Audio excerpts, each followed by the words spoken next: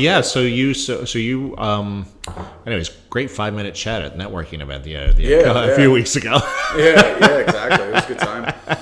You're the second person I've had in today from the speed networking place. Okay, good. Yeah. Do you remember the person that was talking, Stephanie, who has the Project Garage? Yeah. Yeah, she was just in here earlier this morning, actually. Okay, we're having a quick conversation about what she's got going on. Yeah. And I just love doing this stuff because it gets me in front of more people. I like the professional networking that goes on with it, and I get to learn more about you and your services. And I talk to people daily, and it's always good to be able to provide them with as many solutions as possible to whatever their needs are. Oh, exactly. Whether it's working on the home or working on themselves physically, right? Yeah. So, well, I did actually just have some real estate experience back in the fall or back in the spring we can talk about after too. Oh, is this the real estate wow moment? Yeah, we'll get to that afterwards. Yeah. We'll focus on you a bit more right now and some of the things that you're doing and whatnot. But we'll get to the real estate wow moment. That's the other reason I do these things too. Talk about real estate. I like to provide as much content for my clients as well because and I just like content. Like the marketing game has just changed so much. It's not enough to just spend $100 on a 30-second commercial anymore to pump out onto television or radio or something like that. And even I find with like Google ads and stuff like that, I mean, it's just another commercial. Like we have to, especially in the businesses that we're in too, right? You got to get like right outside the box. Yeah, I've been jumping on the Google stuff lately too, because out of personal trainers and coaches that I know, no one has like a Google business page for fitness. Oh, really? That I know, and I know tons of trainers around the HRM, and I'm like, so my one client actually told me to jump on and do it. He does, he has his own business and stuff, and really good in that area. So he's like, make a business page. And then I get all my clients to leave reviews and stars and stuff, and I've been getting traction that way, like people calling me and stuff. So nice. I was like, sweet. I never even thought of anything like that for personal training, right? Like most of it's like TikTok and Instagram, Facebook groups and things like that. Yeah. So. Yeah, for sure. Yeah. Maybe the Google ads aside, but yes, Google Business Suite works really well too. And you're making me realize that I have to be on top of that more. Yeah, no, it's great. Well, especially for real estate, it'd be probably better off on real estate than it would be for personal training. But you can still put photos up there and videos and all that stuff, right? I do like before and afters up there, and then we do I just get all my clients to leave reviews. Well, I'm trying to get, because I've had so many clients in the past. I'm like going back to older clients and saying, hey, do you mind leaving me a review on here?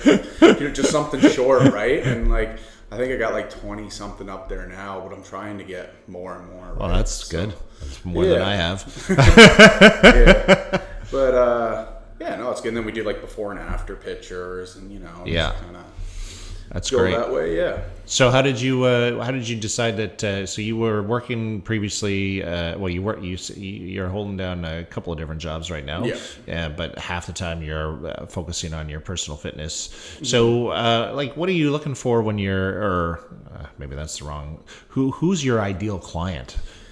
So, over the years, I've trained like many different people, right? Like athletes, like general fitness clients and stuff. But I've just come to realize that basically my main target group, I'd say, is like business professionals, business owners and stuff. And I just find me and those type of people click better because they're very disciplined. Like business people and business owners especially, they're super disciplined. That's how you're successful in your business and stuff. They're very good with routines. They're very good with setting goals and going after what they want.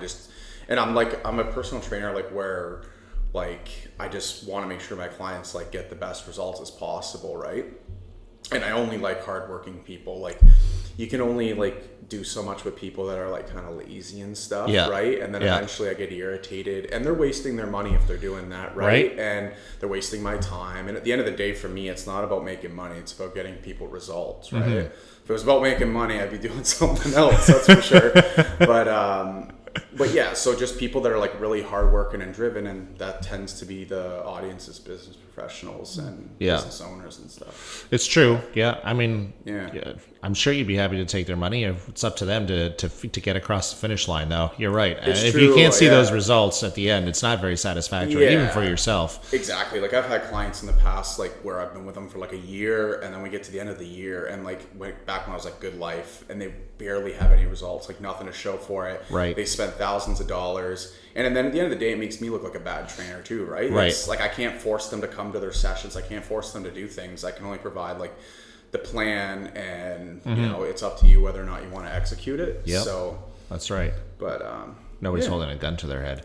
What's that? Nobody's holding a gun to their head, right? Exactly, right. And that's what people like. A lot of people think if they just start personal training or coaching, they're just going to look like Mr. Olympia, you know, because they have a coach. It's like, no, you got to put in the work. You got to still work hard, you know. Yeah. Like I find with like exercise and stuff, like intensity is everything. Like, train like you mean it, right? Yeah, exactly. Yeah. It's just like anything else. Yep. Well, like there's this huge debate now. I'm sure you have some comments about this, and you can tell me them for sure. There's this huge debate now with Ozempic, and the big wonder drug, the big weight loss drug. It suppresses your appetite and all your cravings and stuff like that. Well, not so much your appetite, but it's like suppresses like the cravings. Yeah. So you eat less, and of course, by eating less, then your body has time to burn all that excess stored energy and fat and whatnot. Yeah, exactly. But I've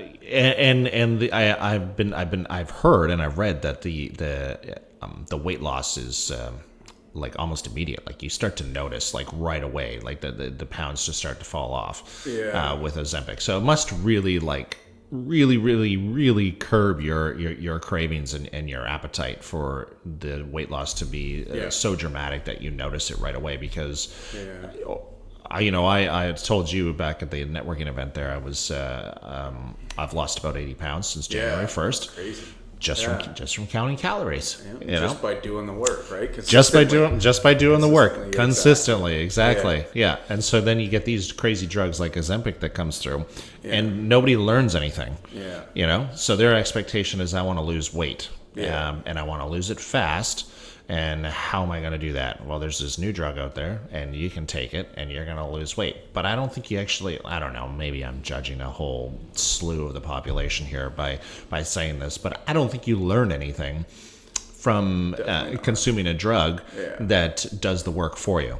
Yeah, and the thing is like, I've briefly heard about that. I don't know too much into that, but I believe like usually like without using drugs, like clients, like they want to lose weight super fast. The faster you lose the weight, the faster you can put it back on. Right. So like you want to like lose it steadily, right? Like you want to lose like max pound and a half per week is a very healthy rate. Like I've had clients that lose 10, 20, 30 pounds in a month by starving themselves. I'm like, I was like, I told you not to starve yourself, right? Like, they're just like, I'm just drinking protein powder, that's it. I'm like, you can't do that. I was like, you need to eat properly to lose weight. And then the biggest misconception with weight loss is people are like, I can't eat carbohydrates if I want to lose weight. Yeah. That is completely not wrong.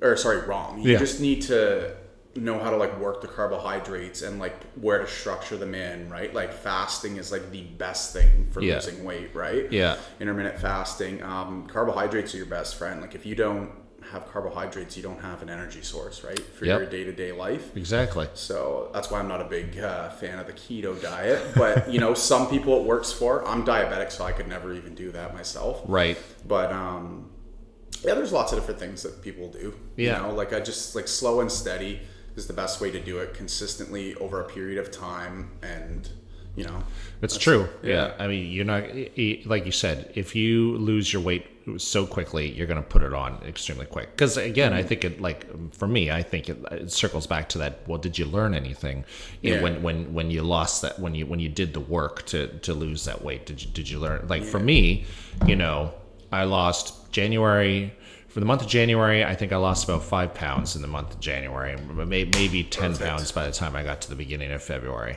Yeah. But I started hard. Like I cut out all booze in January. Yeah.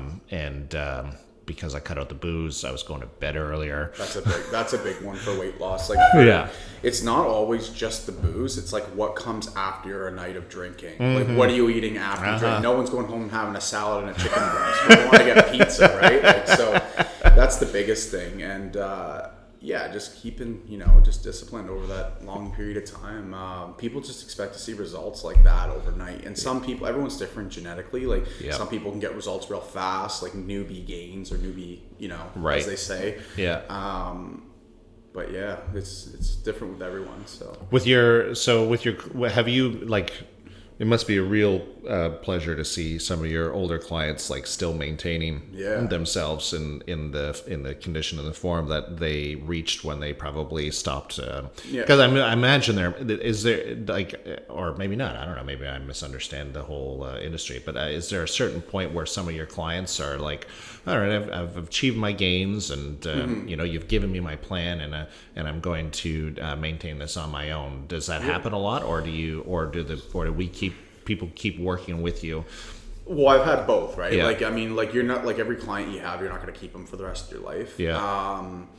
Like the ones that stick, like, I mean, I've had lots of clients that come up and they'll get their results and then they think they've gained enough knowledge, they've learned enough from me, they've learned enough discipline to do it on their own and continue, right? That then they'll actually do it. But then there's some people that are like, okay, I think after 6 months, a year, they're like, I think I learned enough. Yeah. And I know everything, I'll do it on my own. And then I see them months later, hear from them, and they gained everything back, right? They just, because there's no one holding them accountable, right? Like that's the biggest thing with coaching. Like being a coach is just holding people accountable, like texting clients saying, get your check-ins in, what are you eating? How's your sleep? How's things going? And stuff like that. And like, even myself, I'm a very disciplined person, but once in a while, like even with my own workouts and stuff, sometimes I want to steer off the program. Like I do powerlifting, but sometimes I want to do my own thing. But the fact that I pay a coach to provide the actual program for me, I follow it way more because I'm paying for it, right? Right, yeah. Otherwise it's a waste of money. Yes. So like,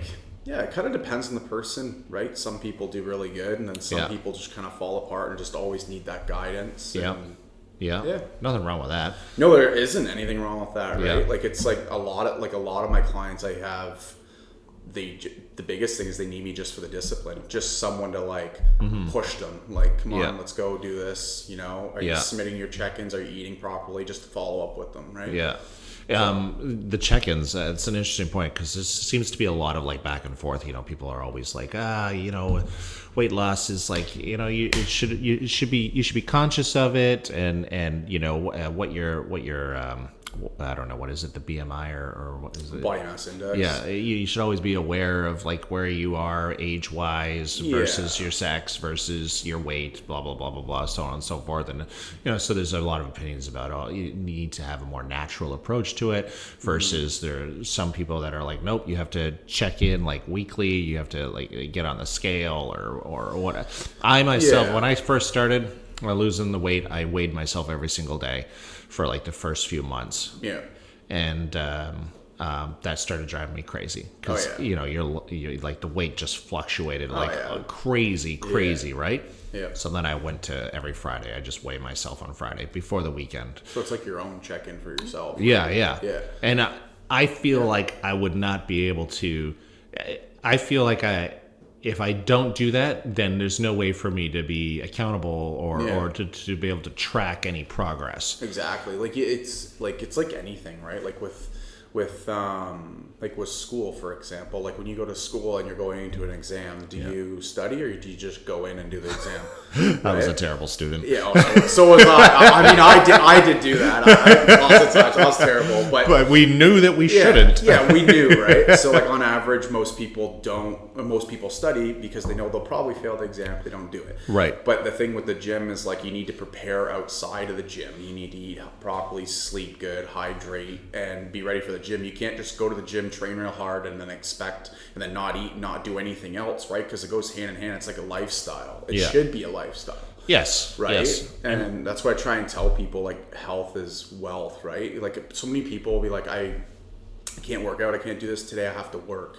Yeah. I'm like, okay, like I've done. I gotta do that too. Like I have 2 jobs right now. At one point I had 3. Right. I'm just like I always make time because it's like if you don't like they're like I gotta pay my bills, blah blah blah blah. You do, but I mean you're not gonna pay your bills if your health isn't very good because you're not gonna be working, right? So like people don't really look at it from that point of view. Yeah. So it's that's why I try and make people kind of look at it that way. I mean, it's younger people aren't going to look at it that way because they're like, oh, I'm young, I'm fine. But as you get older, things change, health risks change, right? So I don't know, 100%. Yeah, that's a good point that you make there, like lifestyle changes. That's a conversation I've had numerous times too with people about, like, how do you do it? And I was like, well, it's a conscious decision to change my lifestyle. That's how I did it. Yeah. But who knew counting calories would make me lose so much weight? Who knew, eh? Yeah. Who knew all that mattered was just how much food you put in your body. Calories in, calories out. You need to know what you're eating. Right? Have an idea at least. It doesn't have to be down to the exact science. You're not a bodybuilder unless you are. Yeah. But like it just kind of just know what you're putting in your body, like grams of fats, carbs, proteins, your micronutrients, super important, like 2 to 3 servings of fruits and vegetables a day. I think the standard is. And then knowing how to supplement stuff in too. If you're not able to get all those fruits and vegetables, you can mix in a bit of green powder. That way you get that extra, right? Right, yeah. How much is a serving of fruit? I think it's like a handful as far as I know. Oh, really? Like a handful of like berries is like a serving from what I know, Oh, okay. And same with vegetables, but a serving, but a handful or a cup, 250 mils or something. Okay, so if I ate like a carrot or an apple. That's a serving, That's a serving. Yeah, 1 banana. But yeah, just eating a balanced diet and stuff super important. Like as you get older, for sure. And you don't eat, and then once and I just, I mean, the first few weeks were pretty tough. Because I think I was consuming something like 3,500 calories a day, and I was not exercising. So that's a lot of food. It is, and most of it was unhealthy stuff. Yeah, exactly. But once you get like that discipline and you change, like the biggest thing with weight loss, like when I start with people, if it's a weight loss client, the biggest thing is get rid of processed foods. Yeah, and you'd be surprised your weight will just drop. Yeah. Like, because it's all the processed filled with sodium and crap and preservatives, which is like 90% of our food market nowadays. Yeah.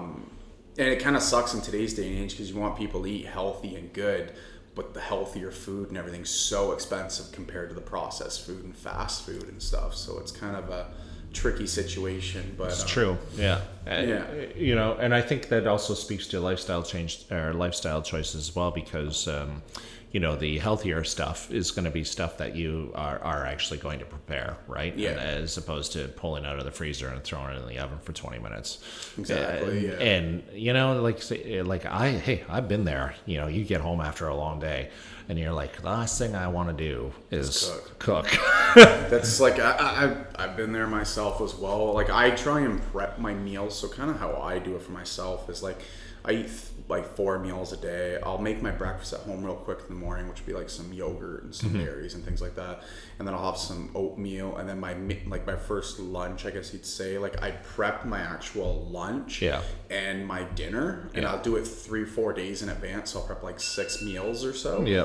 And then I'll just kind of go from there, right? And then I just and then I'll eat those meals, and then in another 3-4 days, I'll prep another 5-6 meals. That way I got like the bigger meals that would take the most time to actually make, right? Where I could just pop in the microwave and eat them real quick. And then that's kind of what I do myself, and I tell my clients, and that seems to help. But it would help. And my wife and I were always talking about that. We're like, we should just like Sunday after 3:00 should be like meal prep for the week. It's like and we're like, that's a good idea. Yeah, we're definitely going to do that. Yeah, we've never done that, but we like I agree with that for sure. Like you get it all over and done with. It's the big meals especially. Yes, you get those out of the way. Breakfast is easy. Exactly. It depends on what you eat for breakfast. You can even I've even prepped my yogurt the night before, where I put it in a Tupperware with like the yogurt, peanut butter, bananas, seeds, flaxseed, all that stuff, right? And then throw it in the fridge, granola, throw it in the fridge, open up in the morning, boom, eat it real quick, saves time in the morning. Yeah. Peanut butter and yogurt, eh? Oh yeah, I do all natural peanut butter. Yeah? Yeah. Okay. In the Greek yogurt, so like my thing in the morning is my first meal, which is around 6 a.m. I'll eat like Greek yogurt with all natural peanut butter, granola, flaxseed, chia seeds, banana, and then I'll put some cinnamon, and then I'll put some sugar-free maple syrup in it. And it's like good. It tastes like a treat. Yeah. It's really good. And you can add protein powder in it too. Sure. Well. Yeah. So like regular Greek yogurt, like the plain stuff. Just plain. You can use vanilla or whatever if you want to, right? It depends. I get the lactose free one just because. Right. That's just what I've been getting. I don't know. No reason really. Yeah. But, and no craft peanut butter. No craft. No, that's just junk. Yeah, that's not real peanut butter. I just like any all natural one, right? Like Walmart. Even the crunchy stuff. That's not real peanut butter.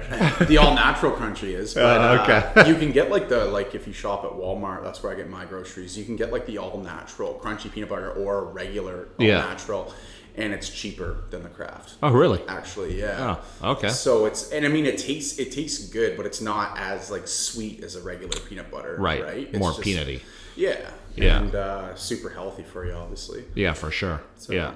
Yeah, that's what I do in the morning, and then weekends will be a little bit different because I can make some like turkey bacon and eggs or whatever because I have more time. Yeah. But prepping meals is key, right? Like. Yeah, it is. Yeah, 100%. Yeah, and it's strange too. Listening to everything that you talk about, the food that you're eating. Like, I didn't really cut anything out of my like daily meal plan. Yeah.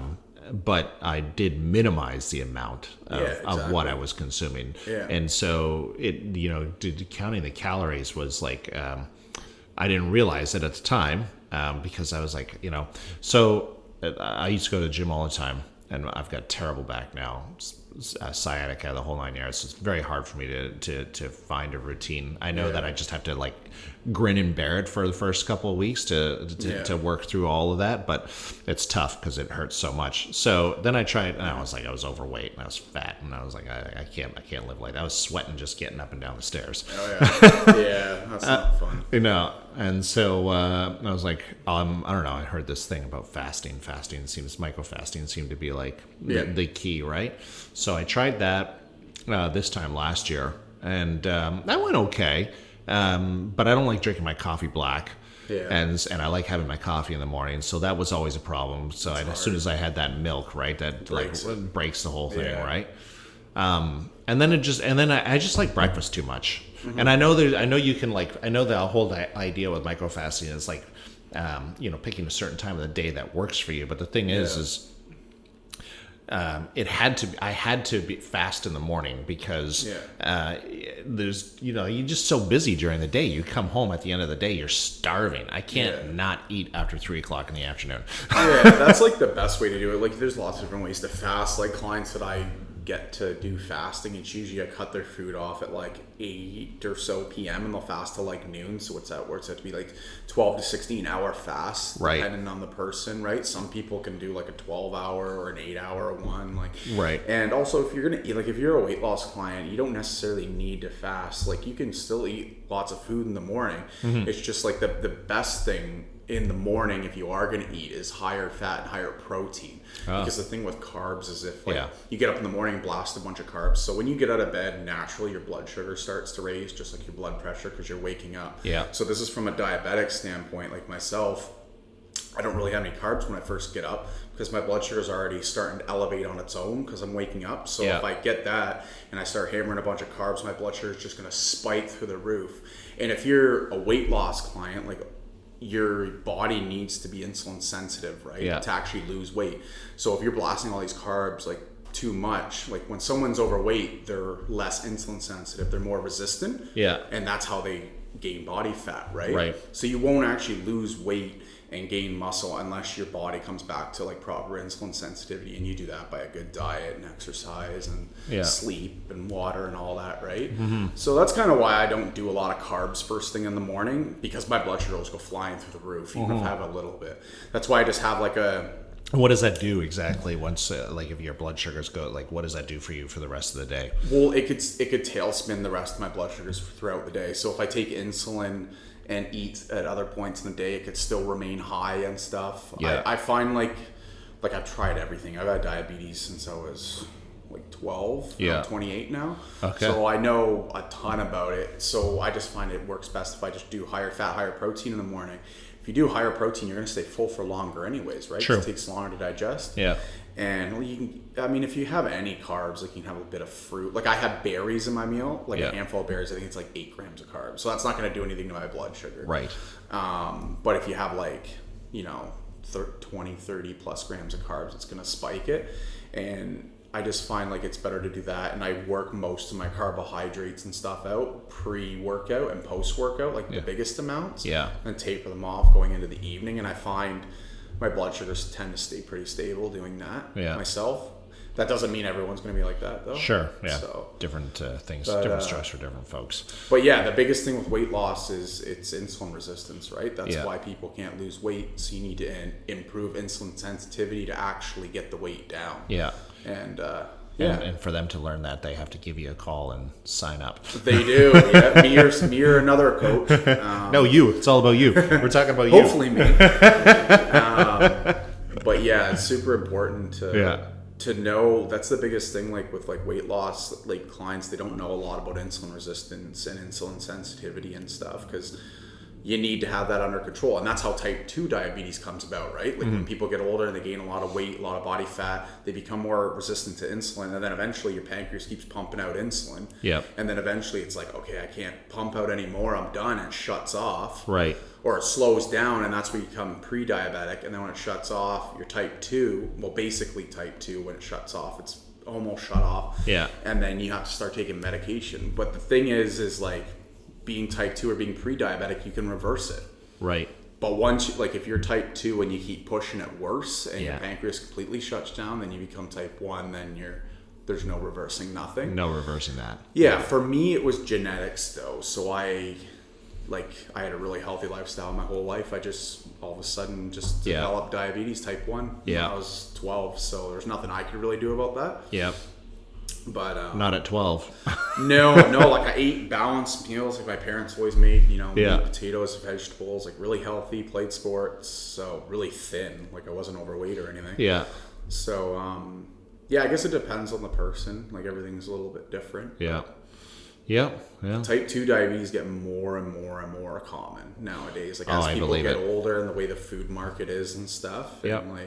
But it's so preventable, right? Yeah. If people, and it creeps up on people though. Like I forget where I read that study, but they said like a high percentage of people are pre-diabetic and they don't even know. They said like most people that are fairly overweight could be potentially pre-diabetic or type 2 and not even know it. Yeah, I believe it. Which is scary, right? Because like with having high blood pressure comes with it, but high blood sugar, like over periods of time, it's super dangerous to like your organs, like your heart, your kidneys. It can damage your eyesight. You can go blind from insulin resistance. Oh yeah. Like excessively if it goes on for a long time, and but there's just a ton of ways to prevent it. Yeah. Just by exercising and just doing a normal healthy lifestyle, right? My grandfather was type 2 diabetic. He was an alcoholic, and then they did quit drinking, like cold turkey quit drinking. Yeah. But he had to go. He developed. He had to go. Oh, he was he became type 1. Actually, he had to take insulin shots. Yeah. Yeah. Never took care of himself though, and he did start losing his eyesight, and he also lost a limb. Yep. Yeah, that's another one. Lack of blood flow if you don't take care of it, right? You can lose hands, you can lose your feet. Yeah. There's a whole mess of things that can happen, right? Yeah. And it's not fun. No. So it's just better to just take care of yourself, right? And I mean, like, I'm diabetic, so like I don't really I do have a choice. I mean, I've went through time periods where like having diabetes was annoying and I didn't take the best care of it. Yeah. But then I had a few wake up calls and because doctors were like, you're gonna really hurt yourself if you don't take better care of this. So you cut booze entirely out of your life? Yeah. So with booze with diabetes, like it just depends on what you drink, right? Yeah. Like so. When I drink, I normally just stick with light beer and it doesn't do anything to my blood sugar. Right. Okay. And I don't go crazy with it. Like this past Saturday, we went out for Halloween and I just had like 4 or 5 beers, I think. Yeah. And I stick to Coors Light, Bud Light, or whatever. Sure. But if I drink regular beer or shots or sugary stuff, I don't even like any of that anyways. Yeah. But if I did, like when I was younger, it would just spike my blood sugar and just not good. But just being diabetic, you just got to kind of be mindful of like what you're drinking, how much you drink, because there's a delayed effect of like low blood sugar when you drink alcohol, because it thins your blood and it'll drop your blood sugar later down the road without insulin, right? Yeah. So you kind of got to pay attention, be monitoring it as you're drinking and stuff. So I feel like we could go on for hours and hours about this stuff, because I feel like we have a lot of things that are kind of in common when it comes to fitness here, and with diabetes. Lots of diabetes in my family too. So I feel like your diabetes has sort of been like the central force behind everything that you are currently doing today with your company. Yeah, it's definitely like one of like the main things, you know, keeping shape and stuff. But how I originally got into working out myself is when I wanted to try out for the high school football team. Okay. So I was going into high school back in 2008, 2009. Yeah. And all football guys are usually bigger, so I started working out. And, I wanted to play linebacker, and so I just put on some size and I started working out. And then eventually, after a couple of years of working out, I learned how to eat properly, protein and all that. And then I gained a ton of size. Yeah. Like throughout my high school career, I gained 120 pounds from grade 9 to 12. Wow. But that's just learning how to eat properly and you know, weight train and the right nutrition and sleep. And you know. Sleep's important. Oh yeah, people don't realize. No, they don't have that rest period. Yeah. And you need like ideally when like if you're really trying to like gain weight or lose weight, like gain muscle or lose weight, like I see a lot of people sleep, like when you're younger especially, they sleep like 5-6 hours and they're like, I feel fine. I'm like, you do feel fine because your body's accustomed to doing that, but it's not enough rest at all. Like if I had to pick, ideal rest would be between 8 and 9 hours. Right, yeah. People say 7 to 8, but I say like if you're an athlete or if you're someone that's a big gym person, I say 8-9 hours. Yeah. So it's tough. It's tough to squeeze that in. I go to bed at 9 o'clock. Yeah. I go to bed at 9 o'clock. Sometimes it takes me a little bit to fall asleep, but I go to bed at 9 o'clock and I'm up by like 5:30, 6 o'clock. Perfect. That's perfect. Yeah. But I noticed that was a huge contributor as well to the dramatic weight loss. That was a huge contributor, getting all that sleep in, and also not staying. I had such an unhealthy lifestyle. When I look back on that, I enjoyed myself, but you know, like I would cut out the drinking in January. And then I learned through that. I didn't even think about going to bed at 9 o'clock until I cut out the drinking in January. And when I realized the only reason I was staying up was so that I could have that drink and then go to sleep. And then I'd be up and down like 4 times a night to go to the washroom. No sleep whatsoever. Had massive sleep apnea problems. Like I'd be terrified to drive in the afternoon because I'd be afraid that I might fall asleep or something like that. Anyways, I cut out the alcohol, went to bed at 9 o'clock, started getting full night's sleep within a month. Like by the time mid-February rolled around, like no more sleep apnea issues. I probably still have some, but I start to lose the weight. I'm not drinking or eating anything past 8 o'clock at night. I'm getting a full night's rest, no issues whatsoever. And how did that like transfer over to like your work life and everything else?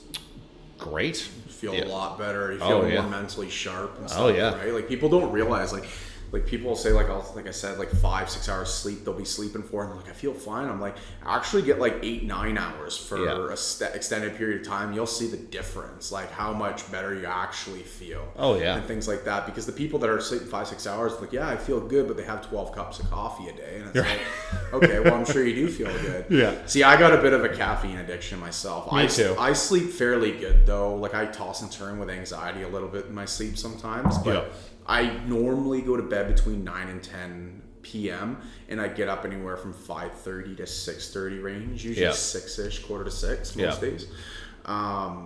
But like, and then with coffee, I try to have no less or no more than 3, but usually it's 3 or 4 coffees a day. So I'm right there with you. But I mean, it depends. Also, it depends on like what kind of coffee you're drinking too, right? Like I think the recommended caffeine intake's like 300 milligrams and under a day for a person. Is like ideal or something. But if you're just drinking like a couple regular cups of coffee like at home, it shouldn't be much more than 80 to 100 milligrams caffeine per cup. Right. Unless you're drinking like espressos or cold brews, then they're just like wiring you. Well, Well, it's been a great chat. We should move on to real estate wow moment. Yeah. Yes. So you came with a real estate wow moment, something that happened a little while ago. So I just learned more about real estate. So my mom passed away 2 summers ago. Oh, sorry to hear that. Thanks, I appreciate it. And so we had to sell our house, and I learned about how it was dealing with lawyers and how everyone's got their hand out for money. And and just learning about the real estate market and like how much the value of the house went up, like how how things have changed, right? So for example, the house was worth I think 132,000 back in 2011, and then we got up close to $500,000 for it this past June. Yeah. This is Ontario, mind you. Oh, Ontario. Okay. Yeah, so a little crazier up there. I think. But it was a pretty big eye opener too. Yeah. Like you got a real crash course in like real estate. Yeah. That way. Yeah. It was life and real estate. It was so stressful, but do you have siblings? We do. I do. Yeah, I got a brother and a sister, so they're really helpful. My sister is actually the executor of my mom's estate because I couldn't be because I'm the oldest, but I don't live in Ontario, so I had to let her do it. Yeah. And so we kind of worked through it all and stuff, but I learned lots about real estate. Yeah. And the different fees that you gotta pay. And learned lots about lawyers too. That was fun. Well, there's lots of lawyers, especially with the estate and whatnot. Yeah. And my mom didn't have a will either, so that made things real complicated. How old was your mom? Not old. She was 57 when she passed away. Oh my gosh. Oh, that's terrible. So it was. It wasn't fun, but it was a learning experience, right? I learned lots about real estate. I learned I don't really want to own a home for a while. It's a big headache. We had to put a new roof on the house after she passed away because that started to leak, and then all these things started going wrong. Like all this money we had to spend that, we didn't really have a ton of money just to start dropping, right? Because my sister's in school, my brother just started working not long ago, and I mean, it kind of prepared me for the real life, Yeah. So down the road, I'll have a bit of experience when I do decide to buy a house. Yeah. Well, that's one way to certainly dip your toes into real estate. It gets really tricky too when there's no will. I've had a couple of experiences myself recently where somebody has passed and there's been no will, for their estate. And eventually, it does all get, as eventually it does all get sorted. Yeah. But it's just so much more of a headache. Took a couple of years. Yeah. When there's no will. Yeah. Like I feel like a lot of people don't have wills and stuff. But, true. It was tricky because the house was still in my grandfather's name too, right? Because my mom inherited it from my grandfather. So it was like we had to do a transfer to her, then to us. And then it was like... It was just so much, so much to handle and so much money that was involved. Right. So, the whole process costs so much money. Yes. But, as crappy as it was, we had a good learning experience. Yeah.